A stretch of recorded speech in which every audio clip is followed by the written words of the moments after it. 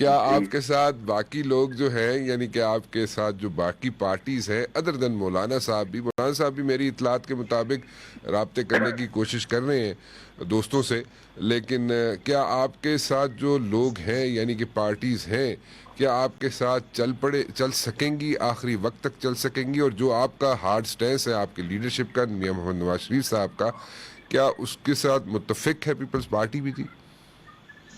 मेरा ख्याल है अभी तक तो बिल्कुल ऐसा ही है हम्म। और इंशाल्लाह ताला ऐसे ही रहेगा, क्योंकि बड़ी सिंपल सी बात कर रहे हैं कि हार्ड स्टांस तो कहना भी नहीं चाहिए।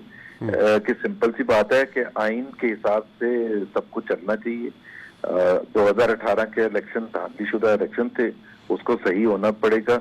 और ये जाली हुकूमत को 2 साल मौका भी दिया था और तमाम इंस्टीट्यूशंस ने भरपूर इनका साथ भी दिया था, लेकिन उसके बावजूद अगर कोई परफॉर्म ही ना कर सके, हम्म। इतने निकम्मे हों, तो अवाम जो खड़े हैं, आज ही महंगाई की नई आई है, फिगर आई है। हम्म। अब आप उसको उठा के देखें ना, 15.8% रूरल एरियाज में फूड इन्फ्लेशन है, तो कैसे गुजारा कर सकते हैं? इनकम घट रही है और महंगाई बढ़ रही है, हम्म। तो कोई कोई भी उसको बर्दाश्त ही नहीं कर सकता। और प्लस हमने तो कोई ऐसी बात की नहीं जिसको आप जिसको कह रहे हैं कि हार्ड टाइम स्टांस है। और अली की बात का जवाब सर, देते हैं कि उन्होंने कहा कि जुबैर साहब शुरू आपने में मैंने ही किया था, जुबैर तो साहब, मैंने कहा मैंने नहीं शुरू किया मियाँ था, साहब वहां ने, से मैं जी आपको थोड़ा सा इंटरप्ट कर रहा हूँ जुबैर साहब, लेकिन मियाँ जी साहब ने कहा था कि उनकी लड़ाई जो है या उनकी जो तशनगी है, let me put it this way, वो जी इमरान खान साहब से नहीं है, उनको लाने वालों से है। सो जी।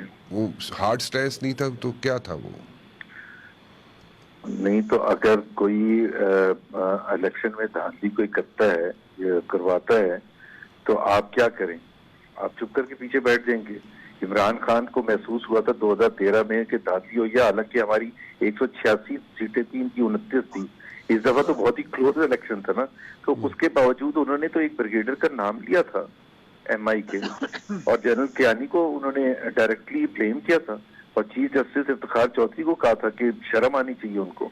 तो ये मेरा ख्याल है वक्त की मुनासबत है, ये जो सिर्फ एक नवाज शरीफ को पेश किया जाता है ना कि अजीज कि इन्होंने, मैं तो आप लोगों को चैलेंज करता हूँ एंकर्स को कि जहाँ डिबेट शुरू हो ही गई है कि जी मियां नवाज शरीफ ने फौज के हवाले से ये बातें जो की हैं, अगर आप एक प्रोग्राम में हिम्मत करके पूरे उनके चलाएंगे, आप मेरा ख्याल है 3 दिन आपको चाहिए होंगे उनके सारे क्लिप्स सुनाने के लिए, इमरान खान के बशमूल वो जो एक किया ये एज अ प्राइम मिनिस्टर का, फिर उसामा बिन लादेन के हवाले से जो शहीद का, तो उसका मतलब क्या है कि वो, इसका मतलब टेररिस्ट नहीं थे, टेररिस्ट ऑर्गेनाइजेशन को लीड नहीं कर रहे थे।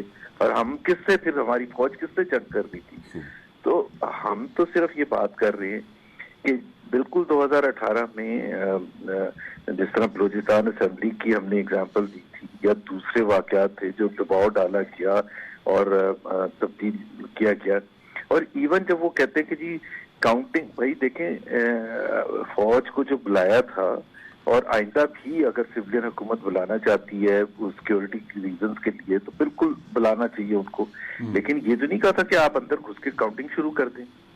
ये तो बिल्कुल ही, और फिर आप ये भी हो कि अगर हम इस पर रिएक्ट करें, या आरटीएस जो बैठ गया था उस पर, देखना एक तरफ तो 2013 में पीटीआई ने इतना स्ट्रॉन्ग स्टांस लिया था कि जी धांधली की तहकीकात होनी चाहिए, सुप्रीम कोर्ट तक पहुंच के।